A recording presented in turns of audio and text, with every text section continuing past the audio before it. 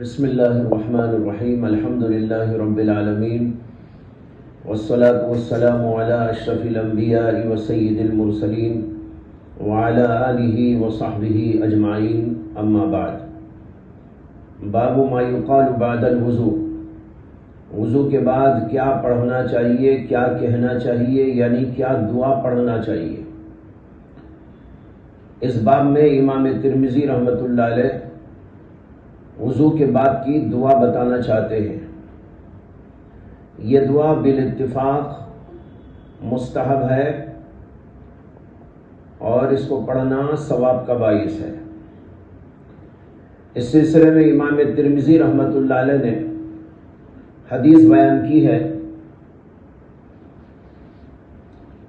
حدثنا جعفر بن محمد بن عمران الثعلبی الكوفی قال حدثنا زید بن حباب عن معاویة بن صالح عن ربیعة بن یزید الدمشقی عن ابی ادریس الخولانی وابی عثمان عن عمر بن الخطاب رضی اللہ تعالی عنہ قال قال رسول اللہ صلی اللہ علیہ وسلم من توضأ فأحسن الوضوء ثم قال اشهد ان لا اله الا الله وحده لا شريك له واشهد ان محمدا عبده ورسوله اللهم اجعلني من التوابين واجعلني من المتطهرين فتحت له 8 ابواب من الجنة يدخل من ايهما شاء۔ جو آدمی اچھی طرح وضو کرے اور پھر اس کے بعد یہ دعا پڑھے جو ابھی پڑھی گئی، فتحت له 8 ابواب من الجنہ، تو اس کے لیے جنت کے 8 دروازے کھول دیے جاتے ہیں، جس دروازے سے چاہے وہ داخل ہو جائے۔ معلوم ہوا کہ بہت بڑی فضیلت ہے اس دعا کے پڑھنے کی وضو کرنے کے بعد۔ اس کے علاوہ بھی بعض الفاظ کے ساتھ دعائیں منقول ہیں۔ امام ترمذی رحمۃ اللہ علیہ تو آگے کیا ہے، ولا یصح عن النبی صلی اللہ علیہ وسلم فی ھذا الباب کثیر شیء۔ اس باب میں رسول اللہ صلی اللہ علیہ وسلم سے کچھ زیادہ بات منقول نہیں ہے۔ امام ترمذی کثیر شیء یا کبیر شیء بول دیتے ہیں، لیکن مراد مطلق شیء ہوتی ہے۔ کچھ زیادہ ثابت نہیں ہے، کچھ بہت بڑی بات ثابت نہیں ہے، مطلب یہ ہے کہ کچھ ثابت نہیں ہے۔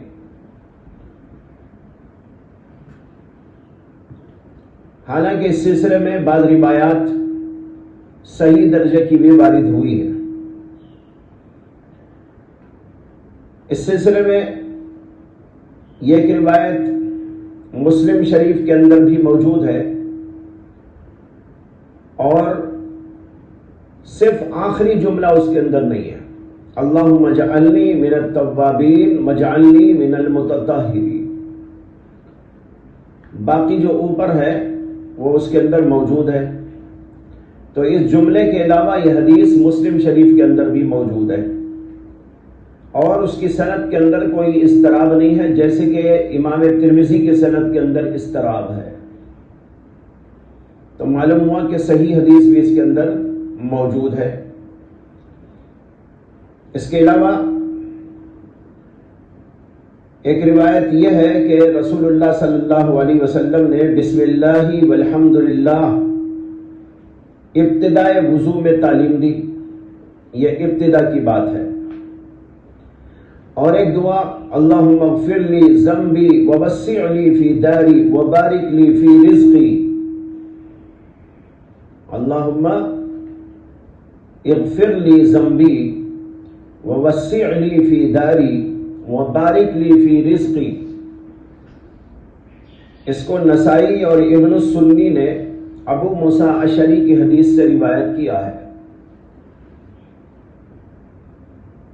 اور ایک موقوف حدیث بھی اس سلسلے میں آئی ہے، حضرت ابو سعید خدری رضی اللہ تعالی عنہ سے، اور وہ ہے سبحانک اللہم وبحمدک لا الہ الا انت وحدک لا شریک لک استغفرک واتوب الیک۔ اس کو امام نسائی نے عمل الیوم واللیلہ میں مرفوعاً روایت کیا ہے، اور اسی طرح حیثمی نے مجموع الزوائد کے اندر اس کو روایت کیا، اور انہوں نے کہا رجالہ رجال الصحیح، اس کے تمام رجال اور تمام راوی صحیح کے راوی ہیں، یعنی صحیح بخاری کے راوی ہیں۔ صحیح کے راوی کا مطلب ہوتا ہے صحیح بخاری کے راوی، یہ محدثین کی اصطلاح ہے۔ بعض لوگ یہ سمجھ جاتے ہیں کہ رجال الصحیح کا مطلب یہ ہے کہ اس کے رجال صحیح ہیں۔ رجال صحیح نہیں ہے، صحیح بخاری کے رجال ہیں، یعنی امام بخاری نے جن جن راویوں سے حدیث لی ہے وہی راوی اس کے اندر بھی آئے ہیں، اگرچہ وہ بخاری میں نہ ہو روایت، لیکن اس کے تمام راوی بخاری کے راوی ہیں، تو اس وقت میں کہتے ہیں رجالہ رجال الصحیح، اس کے تمام راوی بخاری کے راوی ہیں۔ تو یہ انہوں نے کہا، لیکن امام نسائی رحمۃ اللہ علیہ نے یہ کہا ہے کہ یہ حدیث موقوف صحیح ہے اور اس کا مرفوع ہونا خطا ہے۔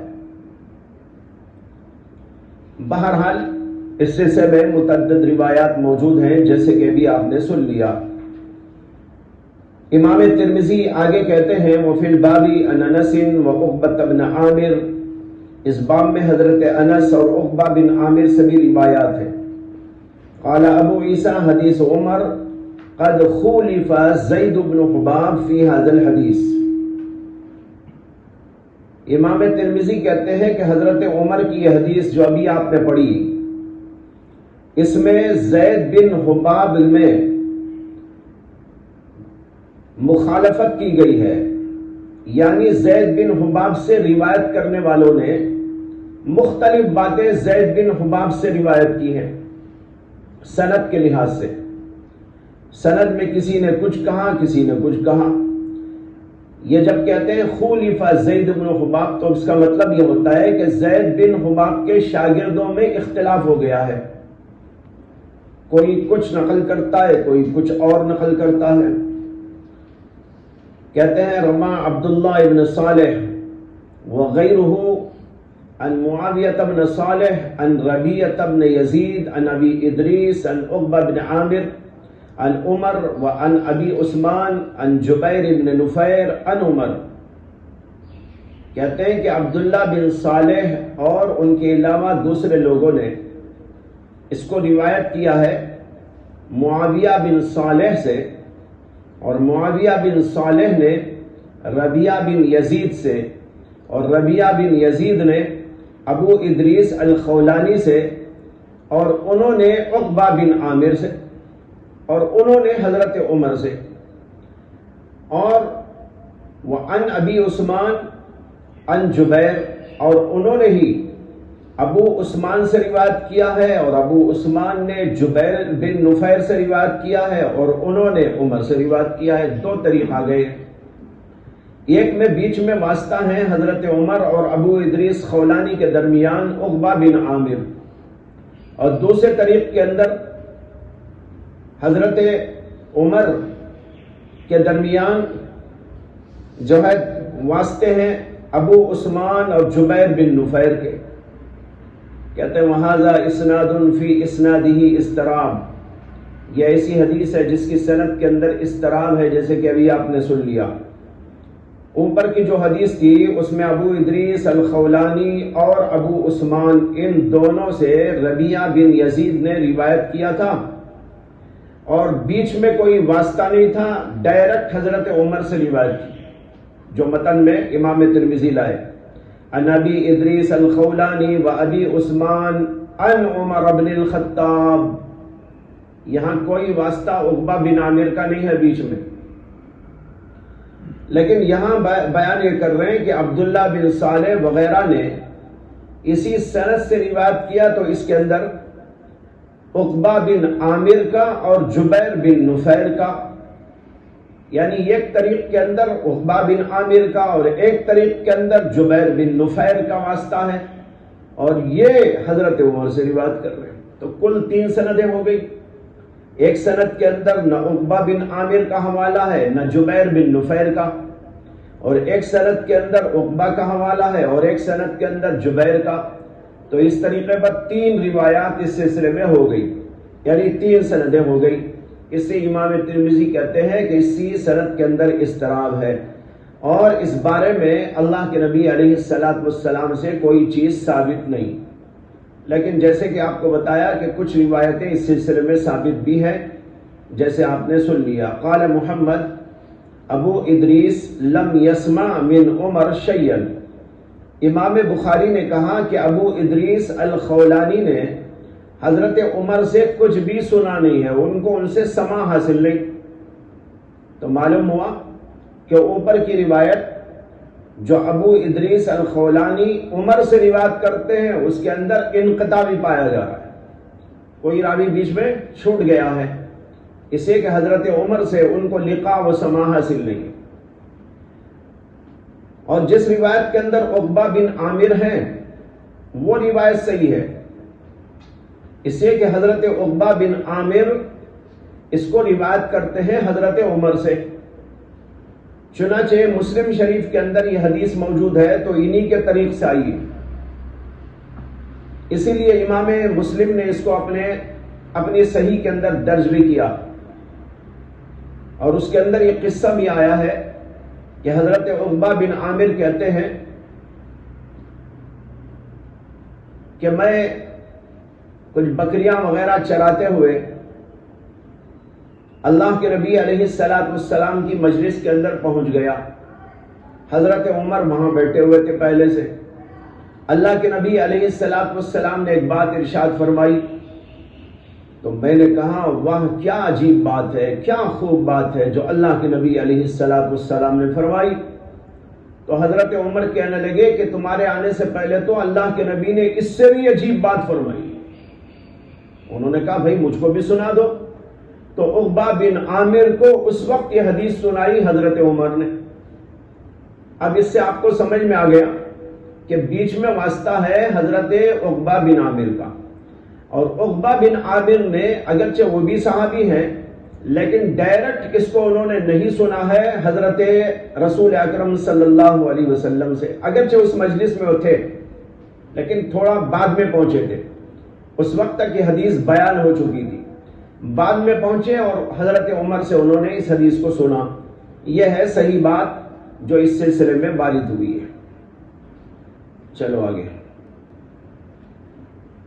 باب الوضوء بالمد وبه قال حدثنا احمد بن منيع وعلي بن حجر قال حدثنا اسماعيل بن علية عن ابي ريحانة عن سفينة رضي الله تعالى عنه ان النبي صلى الله عليه وسلم كان يتوضا بالمد ويغتسل بالصاع، وفي الباب عن عائشة وجابر وأنس بن مالك رضي الله تعالى عنهم قال أبو عيسى حديث سفينة رضي الله عنه حديث حسن صحيح، وأبو ريحانة اسمه عبد الله بن مطر، وهكذا رأى بعض أهل العلم الوضوء بالمد والغسل بالصاع، وقال الشافعي وأحمد وإسحاق ليس معنى هذا الحديث على التوقيت أنه لا يجوز أكثر منه ولا أقل منه وهو قدر ما يكفي۔ باب فی الوضوء بالمد، مد ایک پیمانہ ہے اور 4 مد ملاتے ہیں تو 1 سا بنتا ہے، اور 1 سا ہمارے یہاں کے لحاظ سے 3.5 کلو کا ہوتا ہے۔ اسی سے آپ صدقۃ الفطر کا حکم بیان کرتے ہیں کہ آدھا سا 1.25 کلو، اور 1.25 کلو سے کچھ کم ہوتا ہے لیکن احتیاطاً 1.25 کلو بتا دیتے ہیں، یہ بھی 3.5 کلو سے کچھ کم ہوتا ہے لیکن احتیاطاً 3.5 کلو بتا دیتے ہیں۔ تو مد جو ہے سا کا 1/4 ہوتا ہے۔ مد کے مطابق اللہ کے نبی علیہ السلام وضو کرتے تھے 1 مد سے، اور غسل فرماتے تھے 1 سا سے یعنی 4 مد سے، اور بعض روایتوں میں آتا ہے کہ 5 مد یعنی تھوڑا سا کبھی زیادہ لے لیتے تھے۔ امام ترمذی رحمۃ اللہ علیہ اس باب میں یہی بتانا چاہتے ہیں کہ رسول اکرم صلی اللہ علیہ وسلم کا معمول اس سلسلے میں کیا تھا کہ آپ وضو میں ایک مد پانی استعمال کرتے تھے۔ ایک مد کا مطلب کیا ہوا؟ یعنی 3.5 کلو کا آدھا ہو گیا 2.25 اور 2.25 کا آدھا ہو گیا 1 سے بھی کم، یعنی اتنے پانی میں اللہ کے رسول علیہ السلام وضو فرما لیا کرتے تھے۔ چنانچہ روایت نقل کرتے ہیں حضرت سفینہ سے، وہ کہتے ہیں کہ ان النبی صلی اللہ علیہ وسلم کان یتوضأ بالمد ویغتسل بالصاع، اللہ کے رسول علیہ السلام ایک مد پانی سے وضو کرتے تھے اور 1 صاع پانی سے غسل کر لیتے تھے۔ اور 1 صاع کے بارے میں بتایا ہوں کہ 4 مد ہوتا ہے، اور 4 مد یہ 3.5 کلو، 3.5 کلو پانی میں اللہ کے رسول علیہ السلام غسل فرما لیتے ہیں۔ ہم لوگ کرتے ہیں تو کتنا استعمال کرتے ہیں وہ بھی دیکھ لیجئے۔ اللہ کے رسول علیہ السلام پانی میں انتہائی احتیاط برتتے تھے، زائد از ضرورت استعمال نہیں فرماتے تھے تاکہ اسراف نہ ہو جائے، فضول خرچی نہ ہو جائے۔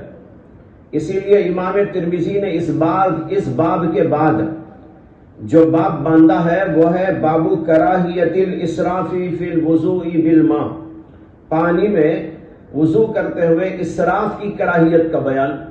یہ اسی لیے بتایا ہے کہ دیکھو اللہ کے رسول علیہ السلام کتنی احتیاط برتتے تھے اور تھوڑے سے پانی کے اندر وضو اور غسل فرما لیا کرتے تھے۔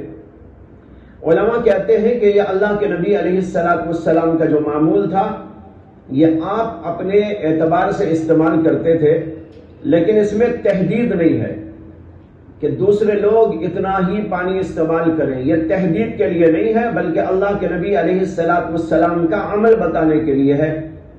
اگر کسی آدمی کو اس سے زیادہ ضرورت پڑ جائے تو وہ زیادہ پانی استعمال کر سکتا ہے، لیکن ہر صورت کے اندر بچنا چاہیے اسراف سے اور فضول خرچی سے، اسے کہ اسراف اور فضول خرچی پانی کے اندر ہو یا کسی اور چیز کے اندر ہو، یہ سخت طور پر منع کیا گیا ہے۔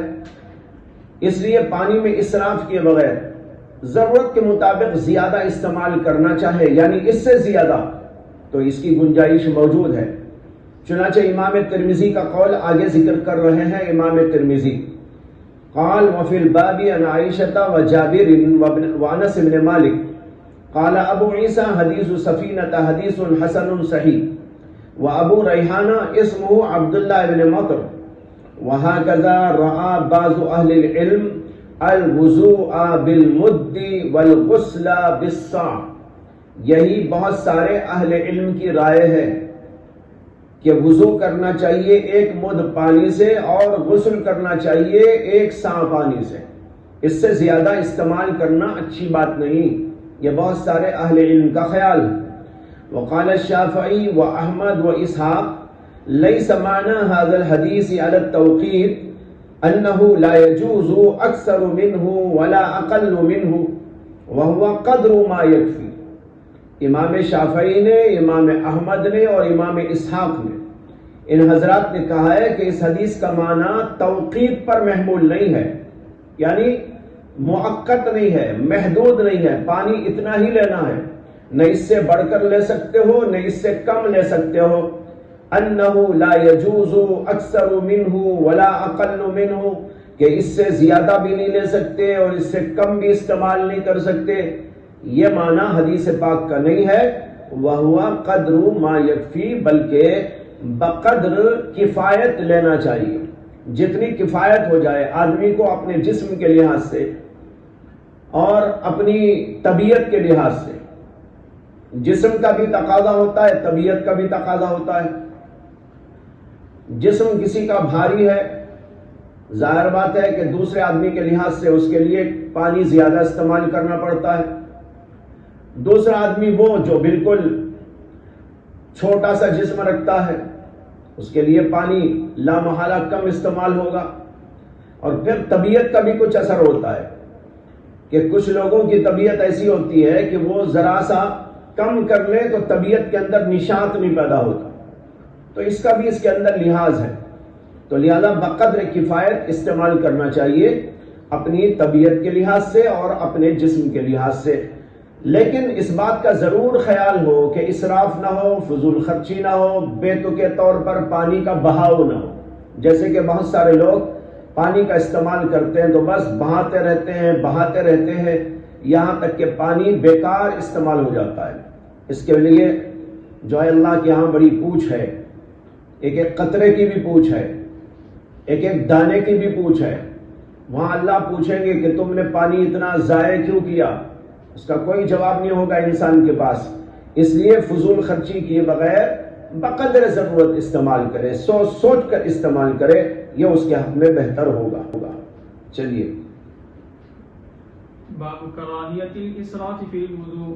وبه قال حدثنا محمد بن بشار قال حدثنا ابو داود قال حدثنا خالد بن مصعب عن يونس بن عبيد عن الحسن عن عتي بن ضمرة السعدي عن أبي بن كعب رضي الله تعالى عنه وعنهم عن النبي صلى الله عليه وسلم قال إن للوضوء شيطانا يقال له الولهان فاتقوا وسواس الماء.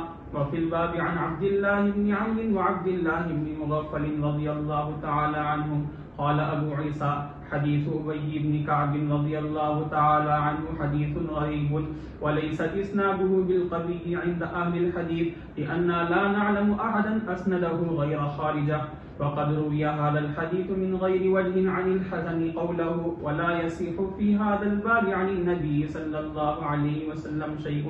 وخالد ليس بالقوي عند أصحابنا وضعفه ابن المبارك. باب ما جاء فی کراہیت الاسراف فی الوضوء. وضو میں اسراف کی کراہیت کا بیان. امام ترمذی کثرت کے ساتھ لفظ کراہیت استعمال کرتے ہیں. امام ترمذی کے علاوہ بھی بہت سارے محدثین لفظ کراہیت کا استعمال کرتے ہیں. یہاں یاد رکھنا چاہیے کہ کراہیت کا ایک معنی وہ ہے جو حضرات فقہا کے ہاں معروف ہے اور وہ فقہی اصطلاح ہے جس کا معنی آپ نے پڑھ رکھا ہوگا. لیکن امام ترمذی جب استعمال کرتے ہیں، بلکہ عام طور پر حضرات محدثین کرام اپنی کتابوں میں لفظ کراہیت کو استعمال کرتے ہیں، تو ان کے یہاں فقہا کی اصطلاح مراد نہیں ہے، بلکہ یہ اس سے بھی عام لفظ ہے جو حرام تک کے معنی میں استعمال ہو سکتا ہے. تو لہذا کراہیت اسراف کے معنی ہوئے پانی کے اندر اسراف کرنے کی حرمت کا بیان. صرف کراہیت نہیں ہے جو فقہا کی زبان میں ہے. فقہا کے ہاں حرام کا مفہوم الگ ہے اور جو ہے مکروہ کا کچھ اور ہے، تھوڑا سا فرق ہے ان کے ہاں. پھر اس میں مکروہ تحریمی اور مکروہ تنزیہی ہے، لیکن یہاں یہ سب مراد نہیں ہے. یہاں پر کراہیت کا لفظ لغوی طور پر استعمال کیا گیا ہے اور اس کے اندر حرمت کے معنی بھی داخل ہے، یہ عمومی معنی ہے. تو کہاں باب ما جاء فی کراہیت الاسراف، اسراف کی حرمت کا بیان. وضو کے اندر معلوم ہوا کہ وضو کے اندر پانی کا اسراف نہیں کرنا چاہیے، بلکہ احتیاط سے پانی کا استعمال کرنا چاہیے. یہ بات ناجائز ہے اور حرام. علامہ شامی نے رد المحتار میں لکھا ہے کہ اگر پانی اپنا ذاتی ہو اور اس کے اندر اسراف کیا جائے تو وہ مکروہ ہے، یعنی فقہا کی زبان میں مکروہ ہے. اور اگر وہ پانی وقف کا ہو تو اس کا استعمال اسراف کے ساتھ حرام قطعی ہے. انہوں نے فرق کر دیا ہے. اس کی مثال میں دوں گا، جیسے کہ مدرسے کا پانی، مسجد کا پانی. ایک تو ہے آپ کے گھر کا پانی، گھر میں بھی اسراف کریں گے ناجائز ہے، مکروہ ہے، اس پر گناہ لازم آئے گا. لیکن اگر کوئی مسجد میں جا کر مسجد کا پانی بے تکے طور پر استعمال کرے یا مدرسے کا استعمال کرے تو مدرسے کا پانی اور مسجد کا پانی تو وقف ہوتا ہے، یہاں پر اگر کرے گا تو یہ ڈبل حرام ہو جائے گا۔ اس لیے امام شافعی نے اس بات کی تنبیہ کی ہے۔ تو بہرحال اس سے بچنا چاہیے کہ پانی میں اسراف نہ کیا جائے۔ اس سلسلے میں حدیث لائے ہیں حضرت ابی بن کعب رضی اللہ تعالی عنہ سے، اور انہوں نے اس کو روایت کیا رسول اکرم صلی اللہ علیہ وسلم سے کہ آپ نے فرمایا ان للوضوء شیطانا یقال له الولہان فاتقوا وسواس الماء یا فاتقوا وسواس الماء۔ وسواس اور وسواس اس کو دونوں طرح پڑھنے کی گنجائش ہے۔ فرمایا کہ وضو کا ایک شیطان ہے جس کو ولہان کہا جاتا ہے۔ اس سے معلوم ہوتا ہے کہ شیاطین الگ الگ ڈیوٹیوں پر مقرر ہیں، الگ الگ کاموں پر ہیں، یعنی تقسیم کار کے اصول پر وہ کاربند ہے۔ لیکن ہم انسانوں کا حال بڑا عجیب ہے، اور انسانوں میں سے پھر مسلمانوں کا حال تو اس سے بھی زیادہ تعجب خیز ہے کہ ان کے ہاں کوئی اصول ہی نہیں، کوئی طریقہ ہی نہیں۔ کوئی لگتے ہیں تو سب ایک کام میں لگ جاتے ہیں، اور چھوڑتے ہیں تو سب مل کے ایک کام کو چھوڑ دیتے ہیں، جس کی وجہ سے بہت سارے کاموں میں رکاوٹ پیدا ہو جاتی ہے، بہت سارے کام ہو نہیں پاتے۔ دیکھیے علماء ہی کے طبقے کو، کہ علماء کے طبقے پر بہت ساری ذمہ داریاں ہیں، بہت سارے ان کے کام ہیں، لیکن بہت ساری ذمہ داریوں اور کاموں کو علماء نے چھوڑ دیا۔ کچھ کاموں پر وہ لگے ہوئے ہیں اور بیشتر لوگ اسی میں لگے ہوئے ہیں۔ اس کا مطلب یہ کہ جم غفیر تو اسی میں لگ گیا، حالانکہ اس میں اتنی ضرورت نہ تھی۔ ضرورت اور علاقوں پر اور چیزوں پر اور ذمہ داریوں پر کام کرنے کی بھی تھی، لیکن بہت سارے لوگ ادھر سے غافل ہو گئے۔ نتیجہ ہوا کہ بعض سلسلوں میں علماء کا کام نہ کے برابر ہے، جیسے صحافتی لائن میں ناکام ہو گئے علماء، یعنی اس میں ان کا کام ہی نہیں ہے۔ وہاں پورے کے پورے ایسے لوگ حاوی ہیں اور قابض ہیں جن کو دین سے کوئی واسطہ نہیں۔ بیشتر لوگ ملحد ہیں، زندیق ہیں، یعنی تو بالکل بے دین قسم کے لوگ ہیں۔ ان لوگوں کا اس کے اوپر غلبہ ہے، اور علماء کا کوئی رول صحافتی دنیا کے اندر نہیں۔ اسی طریقے پر بعض اور چیزیں ہیں جن کی طرف توجہ دینی چاہیے تھی، لیکن وہاں پر توجہ نہیں ہو رہی ہے۔ آج کل کے دور کے لحاظ سے میں عرض کروں، جیسے اسکولوں کا کھولنا، کالجوں کا کھولنا، یہ علماء کی ذمہ داری ہے، اس لیے کہ آج کے دور کے اندر الحاد اور ارتداد جو پھیلا ہوا ہے، اس کی روک تھام کے لیے اس سے بہتر کوئی شکل نہیں۔ مدارس اپنی جگہ بہت ضروری، الحمدللہ مدارس کا کام بہت ہوا، اور اب تک اتنا کام ہو گیا کہ اب اگر نہ کیا جائے آگے تو میں سمجھتا ہوں کہ کوئی خاص فرق نہیں پڑے گا۔ بڑے بڑے مدارس موجود ہیں، چھوٹے چھوٹے مدارس موجود ہیں، اور جو مدارس کی ذمہ داری ہے وہ الحمدللہ پوری ہوتی جا رہی ہے۔ درس ہے، تدریس ہے، تحقیق ہے، ریسرچ ہے، بہت ساری چیزیں ہیں، یہ سب ہو رہا ہے۔ لیکن دوسرا وہ جو میں نے نقطہ عرض کیا کہ اسکول اور کالجز کی طرف توجہ، اس کی طرف علماء نے زیادہ توجہ نہ دی، تو یہاں پر وہ لوگ آ گئے جو خود بے دین ہیں، اور انہوں نے نام اسکول کا رکھ دیا اسلامی اسکول، اور وہاں اسلامی اسکول میں وہ سب کچھ ہو رہا ہے جو مغربی دنیا میں ہوتا ہے، جو یورپین اسکول میں ہوتا ہے، جو انگریزی کالجوں میں ہوتا ہے، جو غیروں کی اسکول میں ہوتا ہے، وہی سب کچھ اسلامی اسکول کے اندر بھی ہونے لگتا ہے۔ تو ایسی بہت ساری چیزیں ہیں جس کی طرف توجہ دینی چاہیے۔ یہاں ضمناً میں ادھر منتقل ہو گیا، میرا ذہن تو عرض کر دیا۔ یہ دیکھیے اللہ کے نبی علیہ الصلوۃ والسلام کہتے ہیں ان للوضوء شیطانا، وضو پر بھی ایک شیطان مقرر ہے، یعنی جو بڑا شیطان ہے جس کو عزازیل اور ابلیس کہتے ہیں، اس نے اپنے ماتحت اور اپنی ذریت اور نسل کو بہت سارے کاموں پہ لگا دیا، کسی کو کسی پر، کسی کو کسی پر، کسی کو لگا دیا ہے وضو کے مسئلے میں، کسی کو لگا دیا ہے لوگوں کی نماز کو بگاڑنے میں، اور کسی کو لگا دیا ہے ان کی معاشرت کو تباہ کرنے میں، اور کسی کو لگا دیا ہے لوگوں کی عبادات کو تباہ کرنے میں۔ اس طریقے پر الگ الگ ڈیوٹیاں دے دی۔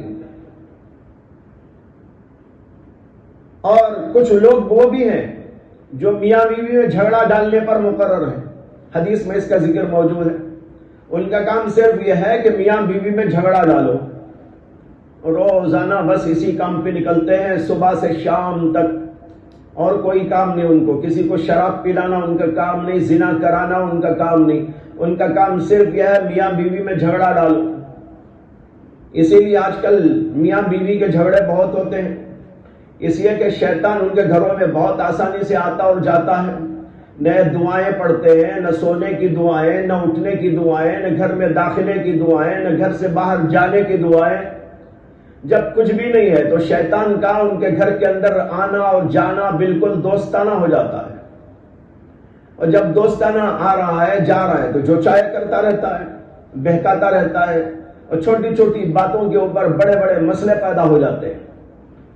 تو بھئی ایک شیطان صرف اسی کام پہ ہے، اور یہاں اللہ کے نبی کہتے ان للوضوء شیطانا، وضو پر بھی ایک شیطان ہے، اس کا کام ہے صرف وضو کے مسئلے میں لوگوں کو پریشان کرنا۔ یقال له الولہان، اس کا نام ہے ولہان۔ یہ جو ہے ولہان حیرانی پریشانی کے معنی میں ہے، ولہن کے معنی آتے ہیں حیرانی و سرگردانی۔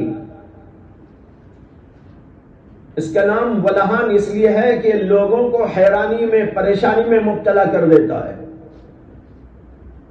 جب آدمی وضو کرتا ہے اسے وسوسہ ڈالتا ہے کہ تیرا وضو نہیں ہوا، پیر ٹھیک نہیں دھلا، مسا ٹھیک نہیں ہوا، ایڑیاں خشک رہ گئی، تیرا ہاتھ ٹھیک سے نہیں دھلا، یا پورا وضو کرنے کے بعد وسوسہ ڈالتا ہے کہ تیرا وضو نہیں ہوا۔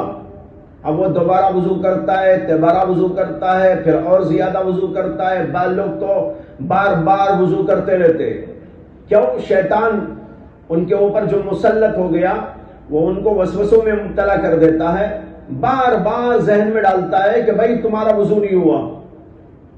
اب وہ بیچارہ اس کی بات مانتا ہے، بار بار وضو کرتا ہے، نتیجہ کیا ہوتا ہے کہ اسراف میں مبتلا ہو جاتا ہے۔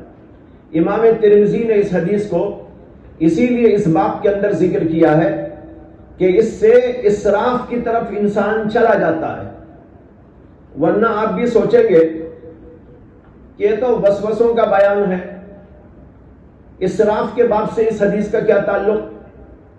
باب تو قائم کیا باب کراہیت الاسراف فی الوضوء، اور حدیث لائے ہیں ان للوضوء شیطانا یقال له الولان فاتقوا وسواس الماء، لیکن وسواس ماء جو ہوتا ہے وہ پہنچا دیتا ہے اسراف ماء تک۔ اس لیے اللہ کے نبی علیہ السلام کی حدیث اس باب کے اندر فٹ کر دی امام ترمذی رحمۃ اللہ علیہ نے۔ چنانچہ میں نے ایسے لوگوں کو دیکھا ہے جو وسوسے کی وجہ سے 10 دفعہ 20 دفعہ وضو کرتے ہیں۔ ایک مولانا کے پاس ایک صاحب گئے اور انہوں نے جا کر کہا کہ حضرت مجھے وسوسہ بہت آتا ہے، وضو پر وضو کرتا ہوں لیکن اطمینان نہیں ہوتا، 10 دفعہ وضو کرتا ہوں اطمینان نہیں ہوتا، 20 دفعہ وضو کرتا ہوں پھر بھی مجھے اطمینان نہیں ہوتا، اور مجھے بار بار وضو کرنے کی نوبت آتی رہتی ہے، یہاں تک کہ کبھی ایسا ہو جاتا ہے کہ اگر میں کسی ندی میں ڈبکی مار کے آ جاؤں، کسی کنویں کے اندر کود کے آ جاؤں، تب بھی مجھے اطمینان نہیں ہوتا۔ آپ بتائیے میں کیا کروں؟ ان مولانا نے کہا کہ بھائی تم ایسا کرو کہ نماز ہی چھوڑ دو، تمہارے اوپر نماز فرض نہیں ہے۔ ان کے شاگرد پریشان ہو گئے کہ بھائی نماز اس سے کیسے معاف ہو گئی؟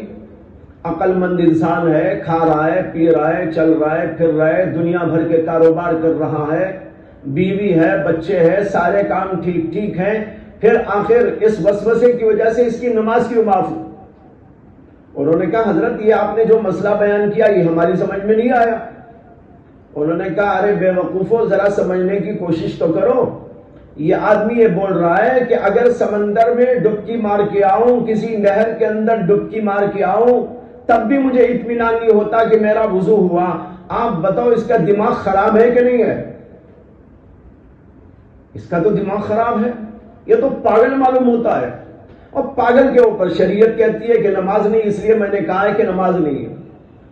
تو خیر, تو ایسے لوگ بھی ہوتے ہیں.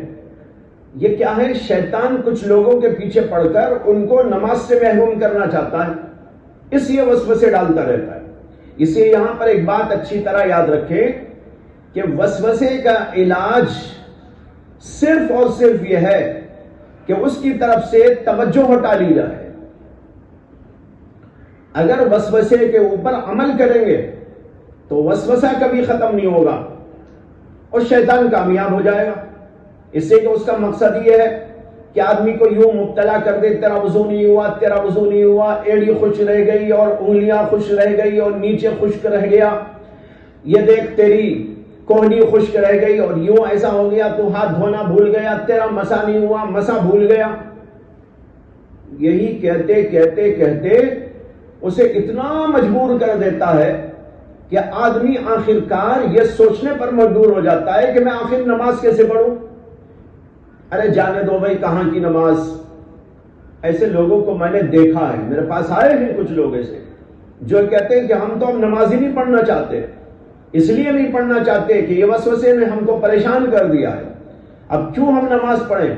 میں نے ایک صاحب سے پوچھا کہ بھئی تم نماز پڑھ لیا کرو نا, تمہیں کیا پریشانی ہے. جی بولتا رہے تم پڑھ لیا کرو. تو ان کا جواب یہ تھا کہ حضرت میں پڑھوں تو کیا فائدہ ہے, اس لیے کہ جب میرا دل کہہ رہا ہے کہ میرا وضو ہی نہیں ہوتا تو اب بغیر وضو کے تو نماز نہیں ہوتی, اب پڑھ کے بھی کیا فائدہ جب اللہ ہی خوش نہیں ہوتا میری نماز سے, تو مجھے پڑھنے کی کیا ضرورت. یہاں تک شیطان پہنچا دیتا ہے. یہ ہے اس کا اصل مقصود. اس لیے اللہ کے نبی علیہ الصلوۃ والسلام نے تنبیہ فرما دی, فَاتَّقُوا وَسْوَاسَ الْمَاءِ, پانی کے وسوسوں سے بچو. یہ وسواس اور وسواس دونوں طرح پڑھ سکتے ہیں. وسواس پڑھیں تو یہ مصدر ہے, وسواس پڑھیں تو یہ اسم ہے. وسواس کے معنی ہوئے وسوسہ. فَاتَّقُوا وَسْوَاسَ الْمَاءِ, پانی کے وسوسے سے بچو. اور وسواس پڑھیں تو یہ مصدری معنی ہوگا, لیکن وہ مصدر بھی پھر اسم ہی کے معنی دے دے گا. فَاتَّقُوا وَسْوَاسَ الْمَاءِ, پانی کے سلسلے میں وسوسے کرنے سے بچو یا وسوسے میں پڑھنے سے بچو. یہ بڑی خطرناک چیز ہے, اس لیے فرمایا فَاتَّقُوا وَسْوَاسَ الْمَاءِ. لیکن یہ حدیث علماء کے نزدیک ثابت نہیں ہے.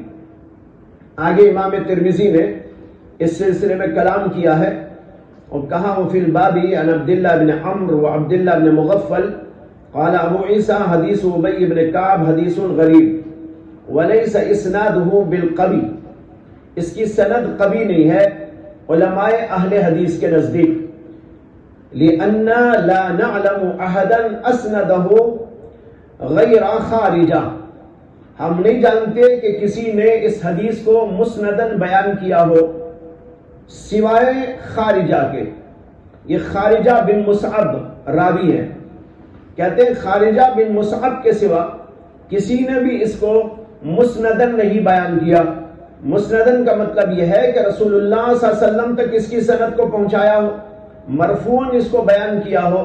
ہم نہیں جانتے کہ سوائے خارجہ کے کسی اور نے اس کو مسندن بیان کیا ہو. وقد روی هذا الحدیث من غیر وجہ عن الحسن قولہ, اور یہ حدیث روایت کی گئی ہے حسن بصری سے متعدد طرق سے ان کے قول کے طور پر, یعنی حضرت حسن بصری کا قول ہے رسول اللہ صلی اللہ علیہ وسلم تک جو پہنچانے والوں نے پہنچایا یہ بات صحیح نہیں ہے. تو معلوم ہوا کہ یہ حضرت حسن نے کہا تھا. اب حضرت حسن نے کہاں سے کہا یہ ہم کو نہیں معلوم. ہو سکتا ہے کسی صحابی سے انہوں نے سنا ہو اور انہوں نے اللہ کے رسول سے سنا ہو. لیکن اس کا کوئی ثبوت نہیں. تو حسن بصری نے اس کو بیان کیا تھا اپنے قول کے طور پر. باقی اللہ کے نبی تک اس کی سند کو پہنچانے والے وہ صرف ہیں خارجہ بن مصعب، اور کہتے ہیں وَلَا يَصِحُّ فِي هَذَا الْبَابِ عَنِ النَّبِيِّ صلی اللہ علیہ وسلم شَيْءٌ، اور اللہ کے رسول سے اس باب میں کوئی بات ثابت نہیں ہے. وہ خارجہ لَيْسَ بِالْقَبِيِّ عِنْدَ أَصْحَابِنَا، اور خارجہ بن مصعب ہمارے اصحاب کے نزدیک قبی لوگوں میں سے نہیں ہیں. وَضَعَفَهُ ابن المبارک، اور علامہ ابن المبارک نے ان کو ضعیف قرار دیا. اصحابنا کے معنی یہاں پر ہے ہم محدثین کے نزدیک. یہ اصحاب کا لفظ ہے نا، استعمال کرنے والے جب استعمال کرتے ہیں تو یہ دیکھنا چاہیے کہ وہ اس وقت کیا مراد لے رہے ہیں. مثال کے طور پر فقہا کہتے ہیں عند اصحابنا، تو وہاں مراد فقہائے احناف ہیں. اور شوافے اپنی کتابوں میں یہ بولے تو اس کا مطلب ہے شوافے فقہا ہیں. لیکن جب محدثین اس کو بولیں تو اس کا مطلب یہ ہوتا محدثین، ہمارے اصحاب یعنی محدثین کے نزدیک. تو حضرات محدثین کے نزدیک خارجہ بن مصعب یہ راوی قوی راوی نہیں ہے، بلکہ انتہائی ضعیف راویوں میں ان کا شمار ہوتا ہے. اس لیے حدیث صحیح نہیں. امام ترمذی نے جو کہا کہ اس باب میں کوئی بات اللہ کے نبی سے ثابت نہیں ہے، تو یہاں پر یہ سمجھنا ہے کہ امام ترمذی کا اس کلام سے مقصود کون سی بات ہے.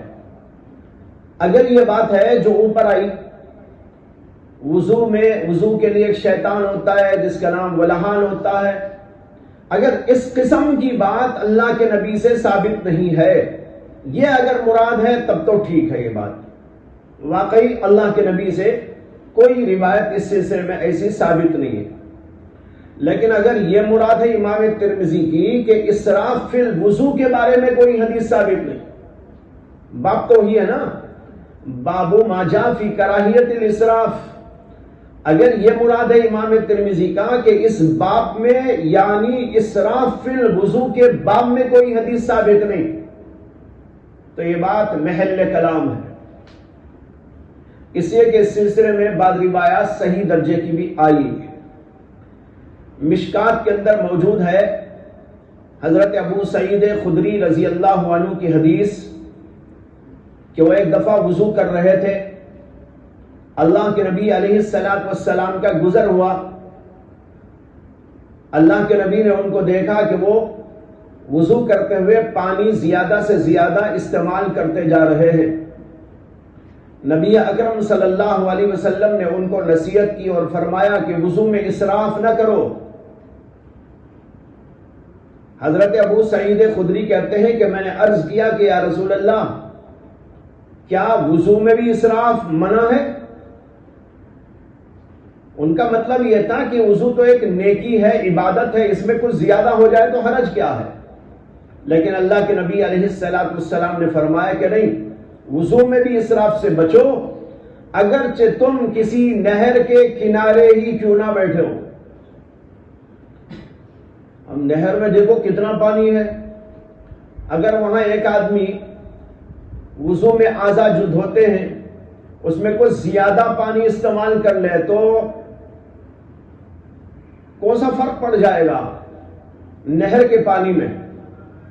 نہر کا پانی تو اسی طرح جو ہے بہتا رہے گا، کوئی فرق اس میں آنے والا نہیں. لیکن اللہ کے نبی علیہ السلام فرماتے ہیں کہ اگرچہ کسی نہر پر تم بیٹھے ہو وہاں بھی اسراف نہ کرو. یہ حدیث صحیح درجے کی حدیث ہے. اس سے معلوم ہوا کہ اس باب کے اندر حدیث موجود ہے. اس لیے یہاں جو امام ترمذی نے فرمایا کہ اس باب میں اللہ کے نبی سے کچھ ثابت نہیں، تو شاید ان کی مراد اس طرح کی حدیث ہے جو اوپر گزری، ان للوضوء شیطانا یقال له البلان. اس موضوع کی کوئی حدیث اللہ کے نبی علیہ السلام سے ثابت نہیں ہے. اور جو حدیث موجود ہے وہ خارجہ نے حضور تک پہنچائی، اور خارجہ کا اعتبار نہیں، اس لیے کہ وہ قوی نہیں ہے محدثین کے نزدیک. چلیے باب الوضوء لكل صلاة.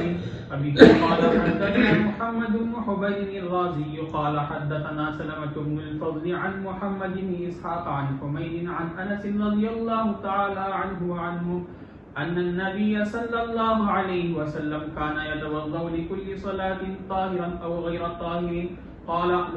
قلت لأنس فكيف كنتم تصنعون أنتم؟ قال كنا نتوضأ وضوءا واحدا. قال أبو عيسى حديث أنس حديث حسن غريب والمشهور عند أهل الحديث حديث عمرو بن عامر عن أنس. فقد كان بعض أهل العلم يرى الوضوء لكل صلاة استحبابا لا على الوجوب. وبه قال حدثنا محمد بن بشار قال حدثنا يحيى بن سعيد وعبد الرحمن بن مهدي قال حدثنا سفيان بن سعيد عن عمرو بن عامر الأنصاري قال سمعت أنس بن مالك رضي الله عنه يقول كان النبي صلى الله عليه وسلم يتوضأ عند كل صلاة. قلت فأنتم ما كنتم تصنعون؟ قال كنا نصلي الصلوات كلها بوضوء واحد ما لم نحدث. قال أبو عيسى هذا حديث حسن صحيح. وقد روي في حديث عن ابن عمر رضي الله عنهما عن النبي صلى الله عليه وسلم أنه قال من توضأ على طهر كتب الله له به 10 حسنات. روى هذا الحديث الإفراقي عن أبي غطيف عن ابن عمر رضي الله عنهما عن النبي صلى الله عليه وسلم. به قال حدثنا بذلك الحسين بن حريث المروزي قال حدثنا محمد بن يزيد الواسطي عن الإفريقي وهو إسناد ضعيف. قال علي قال يحيى بن سعيد القطان ذكر لهشام بن عروة هذا الحديث فقال هذا إسناد مشرقي.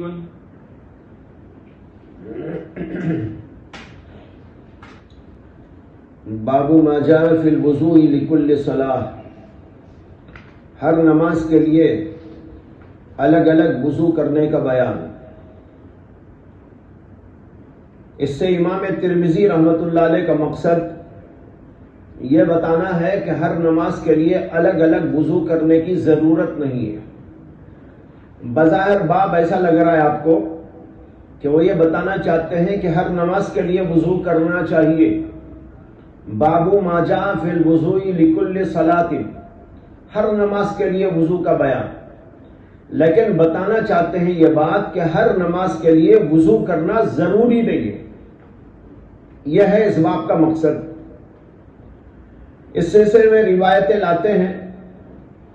پہلی حدیث حضرت انس رضی اللہ عنہ سے ہے ان النبی صلی اللہ علیہ وسلم كان يتوضأ لكل صلاة طاهرا او غیر طاهر. قال قلت لأنس فكيف كنتم تصنعون أنتم؟ قال كنا نتوضأ وضوءا واحدا. حضرت انس نے بیان فرمایا کہ رسول اکرم صلی اللہ علیہ وسلم ہر نماز کے لیے وضو کرتے تھے، چاہے آپ پہلے سے وضو سے ہو یا وضو سے نہ ہو. طاہرن او غیر طاہر، یعنی پہلے سے طاہر ہو وضو سے ہو یا پہلے سے طہارت پہ نہ ہو، ہر صورت میں آپ کا معمول تھا تازہ وضو کرتے. یہ اللہ کے نبی علیہ الصلوۃ والسلام کا طرز عمل تھا. قال، حضرت انس کے شاگرد حمید کہتے ہیں کہ میں نے عرض کیا حضرت انس سے کیف کنتم تصنعون انتم، آپ لوگ کیسا کرتے تھے؟ آپ لوگ سے مراد حضرات صحابہ. حضرت انس صحابی ہیں، جمع کا صیغہ استعمال کر رہے ہیں تو مطلب ہے کہ تم صحابہ کرام کیا کرتے تھے، کیسا کرتے تھے؟ کیا تم لوگ بھی ہر نماز کے لیے الگ الگ تازہ تازہ وضو کرتے تھے؟ قال، تو انہوں نے کہا کننا نتوضأ وضوءا واحدا، نہیں بھائی ہم تو ایک ہی وضو کرتے تھے. ایک وضو کرنے کا مطلب یہ ہے کہ کئی نمازوں کے لیے ایک ہی وضو استعمال کر لیتے تھے. جب تک وضو کرنے کی نوبت نہ آتی، ضرورت نہ پڑتی، وضو ٹوٹ نہ جاتا، اس وقت تک ایک ہی وضو سے کام چلاتے رہتے تھے. کبھی 2 نمازیں ایک وضو سے، کبھی 3 نمازیں ایک وضو سے، کوئی ایسا بھی ہوتا کہ 3 اور 4 نمازیں ایک وضو سے. ایک زمانے میں مجھے بھی جو ہے اتنی یہ تھی قوت کہ میں فجر کا وضو کرتا اور اس کے بعد کبھی کبھی عشاء کا وضو کرتا، ورنہ تو عشاء بھی پڑھ لیتا تھا. دن بھر مصروف رہتا، لکھنے میں، پڑھنے میں، پڑھانے میں وغیرہ وغیرہ، ضرورت ہی نہیں پڑتی تھی، پیشاب تک کو نہیں جاتا تھا. ایسا ہو سکتا ہے؟ کوئی ایسی بات نہیں ہے. تو انہوں نے کہا کہ کننا نتوضأ وضوءا واحدا. قال ابو عیسیٰ وحدیث حمید عن انس حدیث حسن غریب من هذا الوجه. امام ترمذی کہتے ہیں کہ حمید کی یہ حدیث جو انس سے مروی ہے، یہ حدیث حسن ہے، اس طریق سے غریب ہے. والمشہور عند اہل الحدیث حدیث عمرو بن عامر الانصاری عن انس. مشہور حضرات محدثین کے نزدیک عمرو ابن عامر انصاری کی حدیث ہے جو وہ حضرت انس سے بیان کرتے ہیں. اب یہاں تھوڑا سا سمجھ لیجئے کیا بولنا چاہتے ہیں. امام ترمذی یہ کہنا چاہتے ہیں کہ اس حدیث کی ایک سند تو وہ ہے جو آپ کے سامنے آئی، اس کے اندر محمد بن اسحاق روایت کرتے ہیں حمید سے، اور حمید روایت کرتے ہیں انس سے. اور دوسری اس کی سند ہے کہ محمد بن اسحاق اس کو روایت کرتے ہیں عمرو بن عامر انصاری سے، اور عمرو بن عامر انصاری حضرت انس سے. امام ترمذی کہنا چاہتے ہیں کہ یہ حدیث حمید کے واسطے سے جو آئی ہے یہ غریب ہے، لیکن جو مشہور روایت ہے اس سلسلے میں حضرت انس کی، وہ ان کے دوسرے شاگرد عمرو بن عامر سے مروی ہے. عمرو بن عامر سے جو آئی ہے وہ مشہور ہے، لیکن یہ حدیث جو ابھی آپ کے سامنے آئی جس میں واسطہ بن رہے ہیں حمید، یہ سند غریب ہے. یعنی مطلب یہ ثابت نہیں ہے. یہ مطلب ہے امام ترمذی کا کہ اس حدیث کو حمید روایت کرے، یہ روایت غریب ہے، لیکن جو محدثین کے نزدیک معروف ہے وہ یہ ہے کہ اس کو روایت کرنے والے عمرو بن عامر ہے جو حضرت انس سے روایت کرتے ہیں. آگے ہے وقد كان بعض اہل العلم يرى الوضوء لكل صلاة استحبابا لا على الوجوب. یہاں مسلک بیان کر رہے ہیں کہ جمہور علماء کے نزدیک ہر نماز کے لیے وضو کرنا کوئی ضروری نہیں. تمام کے تمام علماء اس بات پر تقریباً متفق ہیں کہ نیا وضو کرنے کی کوئی ضرورت نہیں. اگر ایک آدمی کو وضو ہے پہلے سے تو وضو دوسری نماز کے لیے استعمال کر سکتا ہے، نیا وضو کرنا کوئی ضروری نہیں. البتہ تازہ وضو کر لے تو مستحب ہے، پسندیدہ ہے. یہاں پر امام ترمذی نے جو کہا بعض اہل العلم، یہ شاید احتیاطاً کہا ہو، ورنہ تو جمہور کا مسلک یہی ہے. تمام ہی علماء کہتے ہیں کہ ہر نماز کے لیے تازہ وضو کر لینا مستحب ہے، پسندیدہ ہے، ہاں واجب نہیں ہے. وقد كان بعض اہل العلم يرى الوضوء لكل صلاة استحبابا. استحباب کے طور پر نیا وضو کرنا یہ علماء پسند کرتے ہیں، لیکن یہ وجوب پر نہیں ہے، یعنی کوئی اس کو واجب نہیں قرار دیتا. پھر یہ تازہ وضو کرنے کی دو شکلیں ہوتی ہیں. ایک شکل یہ ہے کہ ایک آدمی نے وضو کیا اور اس کے ساتھ کوئی عبادت انجام دے لی، جیسے نماز پڑھ لی. ظہر میں وضو کیا اور نماز پڑھ لی، پھر اس کے بعد عصر کا وقت آیا تو تب نیا وضو کیا اور عصر پڑھی. ایک تو یہ شکل ہے، یہ شکل بالاتفاق مستحب ہے. دوسری شکل یہ ہے کہ ایک آدمی نے وضو کیا لیکن اس سے کوئی عبادت انجام نہیں دیا. اب نماز کا وقت آ گیا تو اگر بہت دیر ہو چکی ہو پہلا وضو کر کے تو بھی علماء کے نزدیک بہتر ہے کہ تازہ وضو کر لے. لیکن اگر ابھی قریب میں وضو کیا ہے اور کوئی عبادت اس سے انجام نہیں دی ہے تو اب دوبارہ وضو کرنے کی کوئی ضرورت نہیں، بلکہ ایسا وضو مکروہ ہے. جیسے ایک آدمی نے مثال کے طور پر ظہر کی نماز پڑھ لی تھی 4 بجے کسی وجہ سے وضو کر لیا، 4:30 پونے 5 یا 5 بجے عصر کا وقت ہو گیا، اب عصر کی نماز پڑھنی ہے، اس نے کوئی عبادت انجام نہیں دی تھی، تو اب دوبارہ وضو نہ کرے، اسی وضو سے نماز پڑھے۔ اب دوبارہ وضو کرنا مکروہ ہے، اس لیے کہ اصل بات یہ ہے کہ وضو کیا جاتا ہے نماز کے لیے یا کسی عبادت کے لیے، جب عبادت ہی انجام نہیں دی تو پھر وضو پر وضو بیکار بات ہے۔ اسی لیے علماء نے لکھا ہے کہ ذرائع اور وسائل،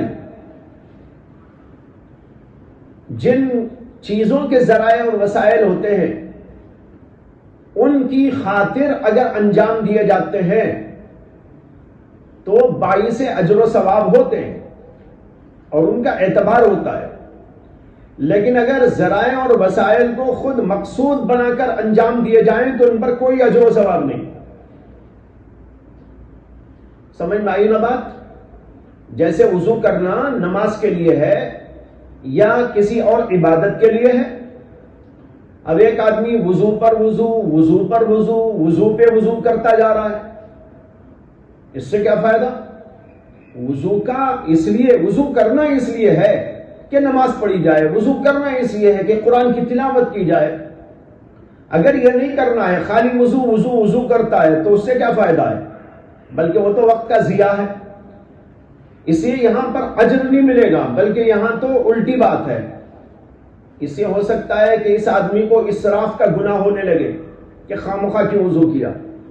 اس لیے علماء کہتے ہیں کہ اگر ایک وضو کے بعد عبادت کر لیا تھا تو دوسری نماز کے لیے پھر دوبارہ وضو کرنا مستحب ہے، اور اگر کوئی عبادت نہیں انجام دیا تھا تو 2 شکلیں ہیں، بہت دیر پہلے کیا تھا تب تو ٹھیک ہے، نیا وضو کر لے، لیکن ابھی قریب میں کیا تھا تو بغیر عبادت کے انجام دیے دوبارہ وضو کرنا کراہت سے خالی نہیں۔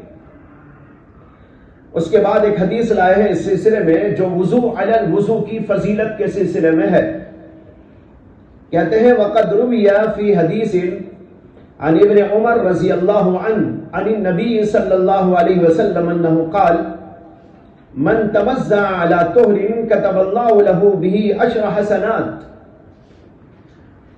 ابن عمر رضی اللہ عنہ روایت کرتے ہیں رسول اکرم صلی اللہ علیہ وسلم سے کہ آپ نے فرمایا کہ جو آدمی پاکی پر وضو کرے، توضع علی طہر یعنی پہلے سے پاکی ہو، پہلے سے وضو ہو، پھر دوبارہ وضو کرتا ہے، کتب اللہ لہ بہ 10 حسنات، تو اللہ اس کے لیے 10 گنا ثواب لکھتے ہیں، 10 نیکیاں لکھتے ہیں۔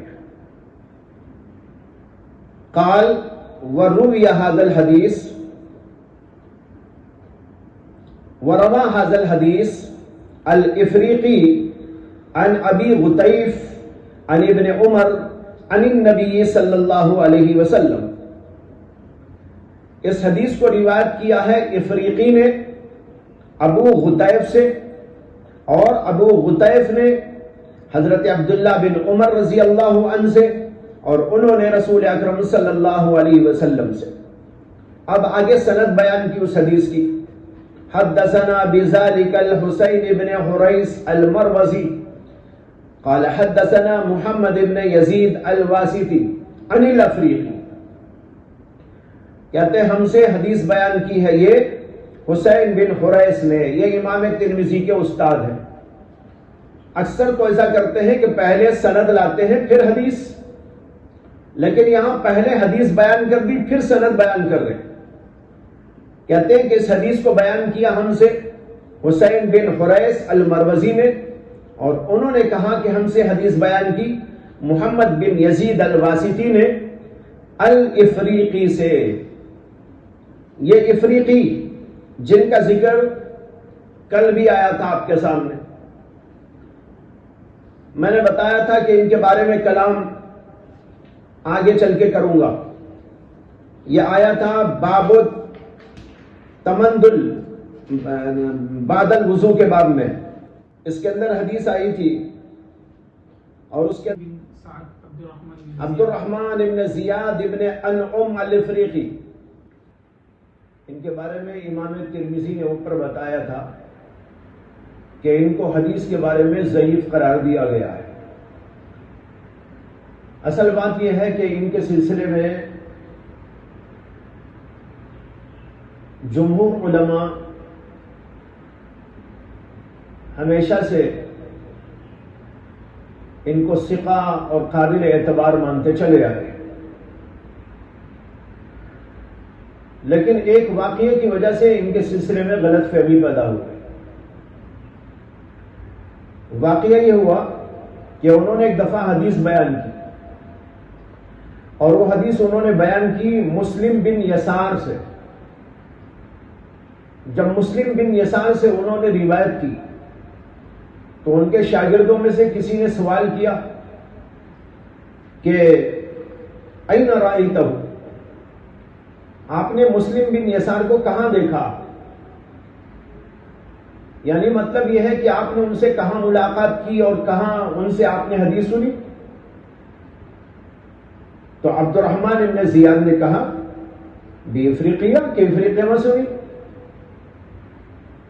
تو لوگ کہنے لگے ما دخل مسلم ابن یسار افریقیہ قط، ارے بھائی یہ کیسے ہو سکتا ہے کہ یہ ان سے روایت کریں اور افریقہ میں ان کو دیکھیں؟ اس لیے کہ مسلم بن یسار تو کبھی افریقہ آئے ہی نہیں۔ یہاں پر یہ بات سمجھیے کہ مسلم بن یسار نام کی دو شخصیت ہیں۔ ایک مسلم بن یسار ہیں جو بصرہ کے رہنے والے ہیں، عام طور پر معروف علماء کے درمیان میں وہی ہے۔ جب مسلم بن یسار کہا جاتا ہے تو لوگ سمجھتے ہیں مسلم بن یسار بصری۔ لوگوں نے بھی یہی سمجھ لیا۔ جب انہوں نے روایت کیا مسلم بن یسار سے، لوگوں نے سمجھا کہ یہ بیان کر رہے ہیں اور روایت کر رہے ہیں مسلم بن یسار سے جو بصری ہے، حالانکہ ان کی مراد وہ نہیں تھی۔ ایک اور مسلم بن یسار ہیں، وہ افریقہ کے رہنے والے تھے اور ان کی کنیت ابو عثمان ہے۔ جب انہوں نے روایت بیان کی اور پوچھنے والے نے پوچھا کہ مسلم بن یسار سے آپ نے کہاں سنا، تو انہوں نے کہا یہی افریقہ میں۔ ان کی مراد یہ مسلم بن یسار تھے جو افریقہ کے رہنے والے تھے اور ابو عثمان ان کی کنیت۔ لیکن لوگوں نے چونکہ یہ سمجھ لیا تھا کہ یہ بصری کے بارے میں کہہ رہے ہیں، مسلم بن یسار بصری کے بارے میں، اس لیے لوگوں کو ان پر شبہ ہو گیا کہ بھائی انہوں نے ان سے ملاقات ہی نہیں کی ہے، افریقہ میں تو وہ کبھی آئے بھی نہیں ہیں، لیکن اس کے باوجود یہ بول رہے ہیں کہ میں ان سے روایت کر رہا ہوں، ان کو میں نے یہاں دیکھا ہے۔ تو یہ غلط بیانی ہے، ایک جھوٹ ہے۔ یہاں سے ان کے بارے میں شک و شبہ پیدا ہو گیا، اس لیے بعض علماء نے ان کے اوپر نقد کیا اور جرح کی اور ان کو ناقابل اعتبار قرار دیا۔ لیکن بعد میں محدثین کرام نے اس سلسلے میں وضاحتیں کی ہیں۔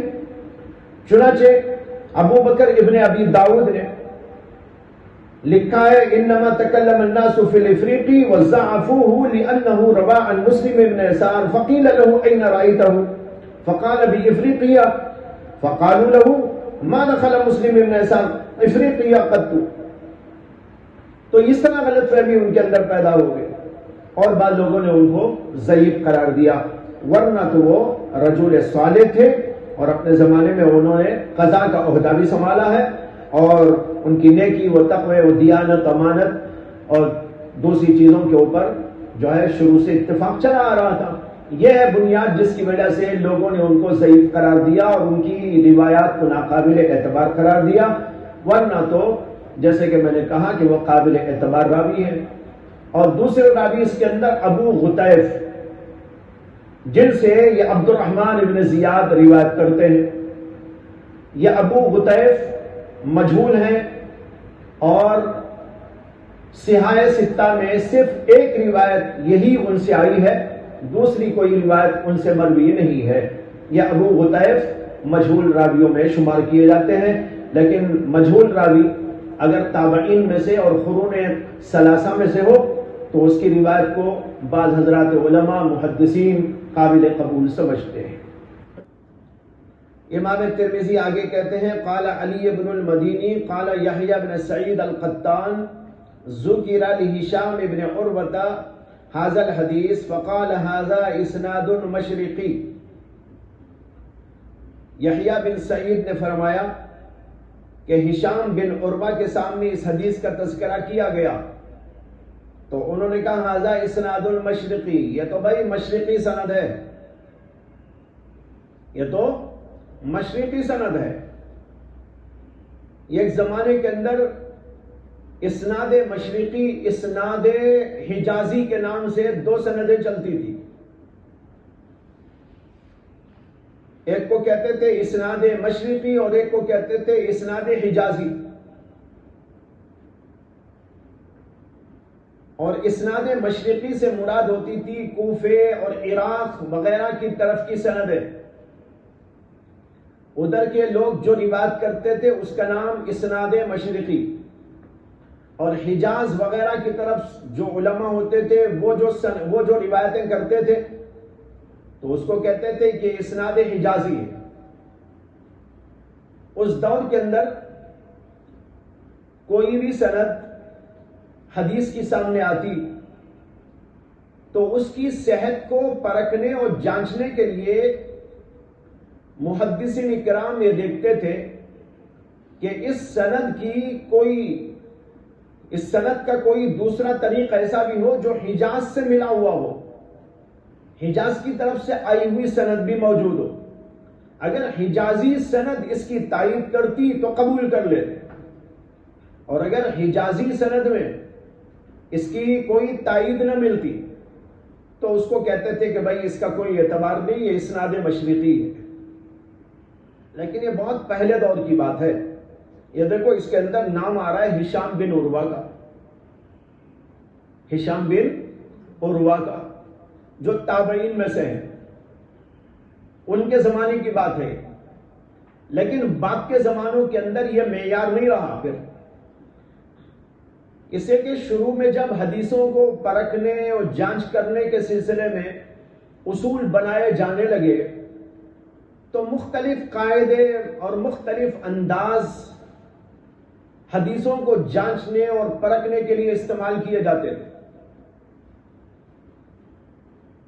لیکن بعد میں چل کر جب ایک مستقل فن وجود میں آ گیا جس کو کہتے ہیں مصطلحات حدیث اور اصول حدیث، تو اصول حدیث اور مصطلحات حدیث کا فن مستقل طور پر وجود میں آیا، اور یہ بڑے پکے دلائل کے ساتھ اور جمہور کی رائوں کے ساتھ میں مرتب ہو گیا. تو اب شروع میں جو قاعدے بنے ہوئے تھے وہ سارے قاعدے چھوڑ دیے گئے.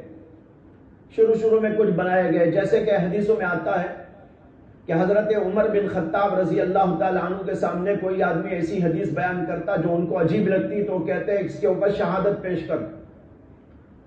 جب تک شہادت نہیں پیش کرو گے، یعنی دو گواہ نہیں پیش کرو گے، اس وقت تک نہیں قبول کروں گا، اور نہیں پیش کیے تو کوڑے لگاؤں گا. مشہور واقعہ ہے کہ حضرت سیدنا ابو موسیٰ اشعری رضی اللہ عنہ ایک دفعہ حضرت عمر رضی اللہ عنہ سے ملنے کے لیے گئے. ان کا زمانے خلافت تھا. ان کے دروازے پہ جا کے انہوں نے دستک دی، لیکن کسی وجہ سے حضرت عمر نے فوری طور پر دروازہ نہیں کھولا، کچھ مصروف تھے شاید. انہوں نے ایک دفعہ کھٹکھٹایا، دوسری دفعہ، تیسری دفعہ، اور سلام بھی کرتے رہے. لیکن 3 دفعہ سلام کے باوجود جواب نہ ملا تو حضرت ابو موسیٰ اشعری واپس ہونے لگے. اب یہ واپس ہونے کے لیے یوں مڑ کے چلے، اتنے میں دروازہ کھول دیا حضرت عمر نے. حضرت عمر نے دروازہ کھولا تو دیکھا کہ ابو موسیٰ اشعری میرے دروازے کے پاس سے واپس جا رہے ہیں. آواز دی ان کو، ابو موسیٰ آؤ آؤ. واپس آئے تو کہا کہ آئے تھے اور چلے گئے، کیا بات ہے، انتظار کرنا چاہیے تھا. انہوں نے کہا میں نے رسول اللہ صلی اللہ علیہ وسلم سے حدیث سنی ہے کہ آپ نے فرمایا جب کسی کے دروازے پہ جاؤ تو 3 دفعہ سلام پیش کرنا، اگر دروازہ کھل جائے تو ٹھیک ہے، اگر 3 دفعہ پر دروازہ نہ کھلے تو واپس چلے جانا. اس لیے میں واپس ہو گیا. حضرت عمر نے یہ حدیث نہیں سنی تھی. انہوں نے کہا ابو موسیٰ تم حدیث بیان کر رہے ہو، اس کا کوئی گواہ بھی ہے؟ تمہارے ساتھ کسی اور نے بھی اسے سنا ہے؟ انہوں نے کہا یاد تو ہے نہیں. انہوں نے کہا دیکھو گواہ لاؤ اس کے, اگر تم نے اس کے گواہ نہ پیش کیے تو تمہارے اوپر کوڑے لگاؤ.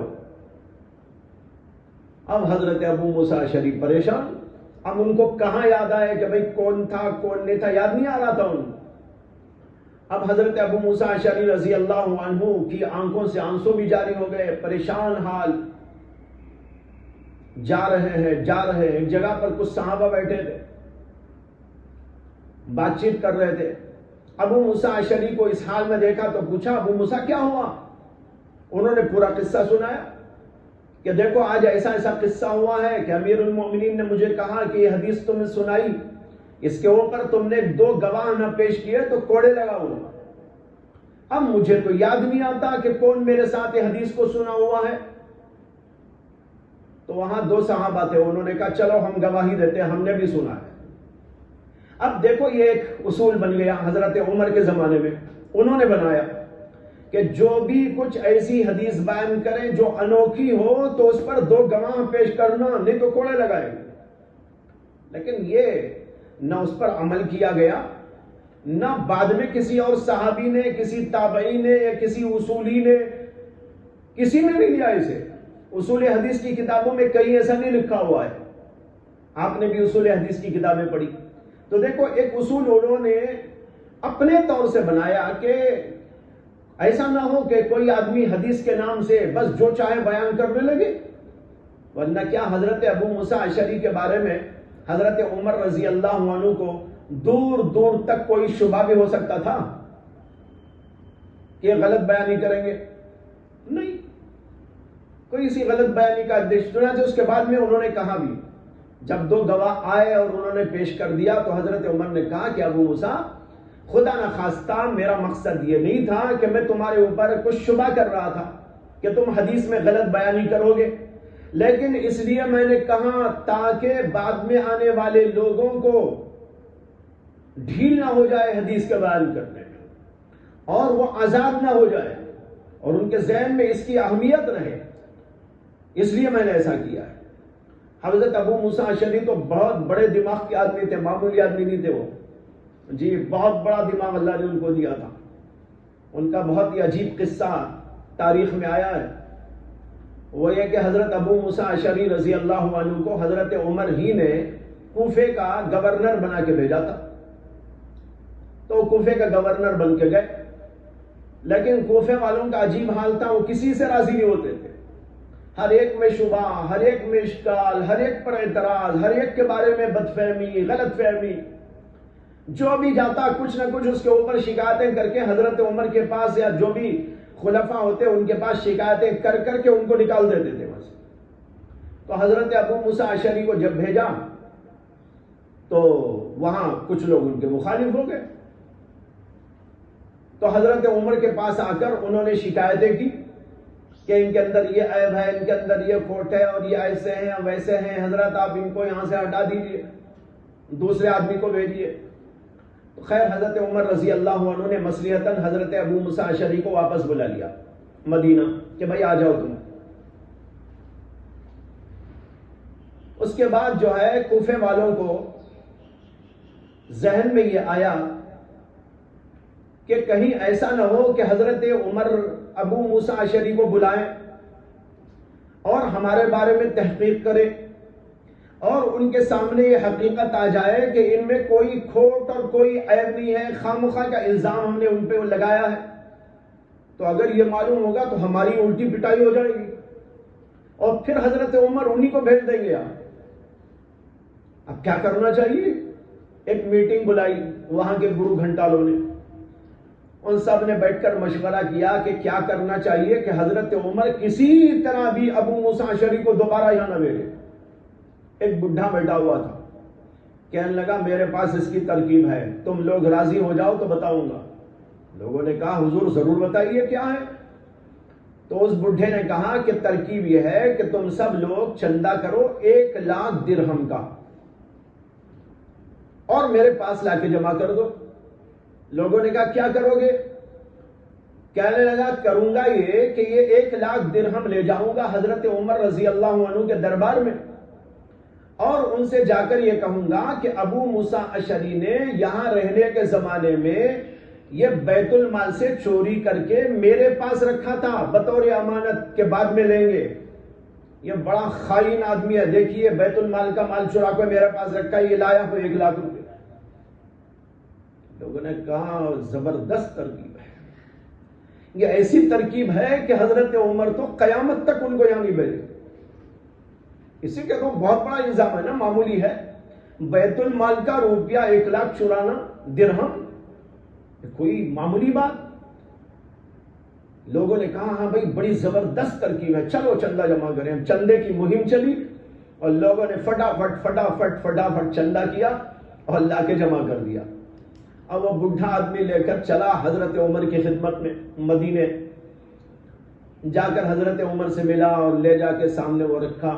حضرت عمر نے پوچھا کون ہو، کہاں سے آئے ہو، کیا ہو؟ اس نے کہا حضرت میں کوفے سے آیا ہوں، میرا نام فلاں ہے. کیوں آئے ہو؟ کہا کہ آپ نے جو گورنر ہمارے ہاں ابو موسیٰ اشعری کو بنا کے بھیجا تھا، ان کی ایک امانت میرے پاس رہ گئی تھی، امانت ادا کرنے آیا ہوں. واہ، کیا آیا ہے؟ امانت ادا کرنے آیا. کہ لگا وہ امانت میرے پاس رہ گئی تھی، وہ ادا کرنے آیا ہوں. کہا ان کی امانت؟ کیا امانت؟ کہا 1 لاکھ درہم. ارے 1 لاکھ درہم ابو موسیٰ اشعری کے پاس کہاں سے آ گئے؟ حضرت عمر کے ہاں یہ بھی ہوتا تھا کہ جب کسی آدمی کو گورنر بنا کر بھیجتے تھے تو گورنر کے پورے سرمایہ کی جانچ ہوتی تھی.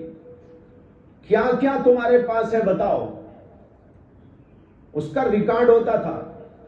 جب گورنر بنا کر بھیجتے پورا ریکارڈ ہوتا تھا، اس کے پاس یہ چیز ہے، یہ چیز ہے، یہ چیز ہے، یہ چیز ہے. جب گورنری سے اس کو واپس بلاتے تو پھر بھی پوچھتے تھے اب بتاؤ کیا ہے. اگر کوئی زیادہ بڑا ہوا مال ہوتا وہ سارا واپس لے لیتے تھے. کہتے تھے کہ تم وہاں پر رہتے ہوئے اپنے عہدے کی بنیاد پر ان چیزوں کو بڑھائے. یہ تھا حضرت عمر کے ہاں. تو انہوں نے کہا 1 لاکھ درہم کہاں سے آ گئے ان کے پاس؟ کہا حضرت بات یہ ہے کہ اصل میں تو وہ بیت المال کا روپیہ ہے، انہوں نے چوری کی اور میرے پاس رکھ دیا کہ تم رکھنا بعد میں لے لوں گا. اب چونکہ وہ تو ادھر آ گئے اس لیے میں لے کر آپ کی خدمت میں آ گیا یہ ادا کرنے کے لیے. بس اتنا سننا تھا کہ حضرت عمر رضی اللہ عنہ ان کو تو بہت غصہ آیا. بڑے جلالی بزرگ تھے لیکن بے تحقیق تو کچھ نہیں کرتے تھے.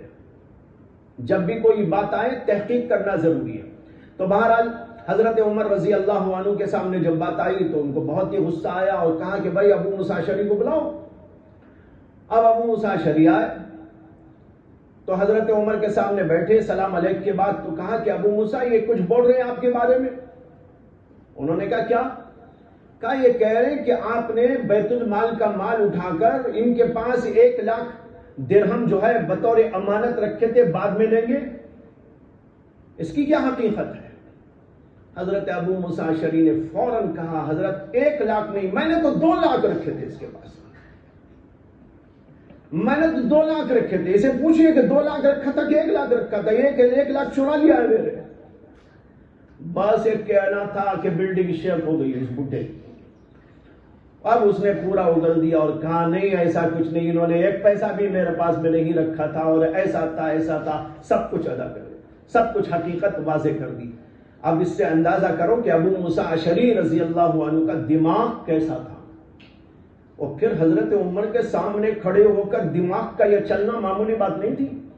کسی بڑے کے سامنے جاتے ہیں اور پھر حضرت عمر کی جیسی شخصیت کے سامنے وہاں تو کسی کا منہ کھولنا ہی مشکل ہو جاتا تھا.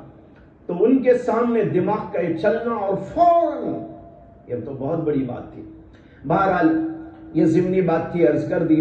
تو بھائی یہ کہہ رہا تھا کہ یہ کسی زمانے میں اسناد مشرقی اسناد مغربی چلتی تھی، اجازی چلتی تھی، لیکن بعد میں کوئی اصول نہیں رہا کہ جو بھی مشرق کی طرف سے یعنی کوفے اور عراق کی طرف سے سند آئے وہ ضعیف ہی ہوتی ہے. ایسا کوئی اصول نہیں ہے. اصول یہ ہے کہ سند کے راویوں کو دیکھا جائے گا، مشرق کی ہو، مغرب کی ہو یا کسی اور علاقے کی ہو، سند کے راویوں کی جانچ پڑتال کی جائے گی. سند کے راوی اگر قابل اعتبار ہے، دیانت، امانت، صداقت اور حافظے کے اعتبار سے ان کی روایت قابل قبول ہوگی، اور اگر ایسے نہیں ہے تو مشرق کے ہوں کہ مغرب کے کہیں کے بھی ہوں لیکن ان کی روایت قابل اعتبار نہیں ہوتی، یہ کسی زمانے کے اعتبار سے کہا گیا تھا، اس بات کو یاد رکھ لینا چاہیے۔ اس کے بعد اور ایک حدیث لائے ہیں عن عمرو بن عامر الانصاری، یہ وہی حدیث ہے جس کا اوپر حوالہ آیا تھا۔ اوپر کہا تھا نا امام ترمذی نے کہ مشہور عمرو بن عامر الانصاری کی حدیث ہے جو انس سے بیان کرتے ہیں، یہ وہی ہے۔ حدثنا محمد بن بشار قال حدثنا يحيى بن سعيد وعبد الرحمن هو ابن مهدي قال حدثنا سفيان بن سعيد عن عمرو بن عامر الانصاري قال سمعت انس بن مالك رضي الله عنه يقول كان النبي صلى الله عليه وسلم يتوضأ عند كل صلاة قلت فأنتم ما كنتم تصنعون قال كنا نصلي الصلوات كلها بوضوء واحد ما لم نحدث، جب تک کہ ہم کو حدث نہ پیش آ جائے اس وقت تک ہم ایک ہی وضو سے کام لیا کرتے تھے اور کئی نمازیں پڑھ لیا کرتے تھے۔ ھذا حدیث حسن صحیح، یہ حدیث حسن صحیح درجے کی ہے۔ وآخر دعوانا الحمدللہ۔